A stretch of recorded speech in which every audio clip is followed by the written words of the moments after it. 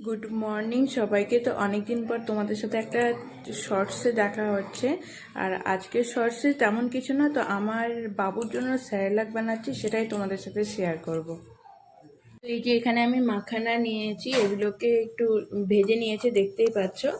আর ঠিক এরকম হবে, মানে তুমি হাতে যখন প্রেস করবে ঠিক এরকম একটা মুচমুচে টাইপসের ভাব আসবে। এখানে আমি মুড়ি একটু মানে শুকনো খোলাতে একটু নেড়ে নিয়েছি। আর এখানে কাজু ছাড়িয়ে একটু কাজুগুলোকে করে ভেজে নিয়েছি। কাজুগুলো ঠিক একটা ক্রিস্পি ক্রিস্পি ভাব চলে আসবে। আর এখানে কাঠবাদাম, তো হ্যাঁ, কাঠবাদামটাকে সাদা দেখতে পাচ্ছ, কারণ এটা আমি আগের দিন সারা রাত্রি জলে ভিজিয়ে সেটাকে চোকা ছিলে তারপরে জল ঝরিয়েছি, তারপরে শুকনো খোলাতে ভেজেছি।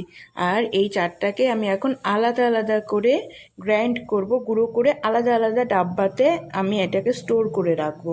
যখন যেটা ইচ্ছা হবে সেটা একটু একটু করে দিয়ে আমি টেস্ট করে খাইয়ে দেখতে পারবো। যদি কোনো কিছুতে প্রবলেম থাকে তো সেটাতে অসুবিধে হবে না।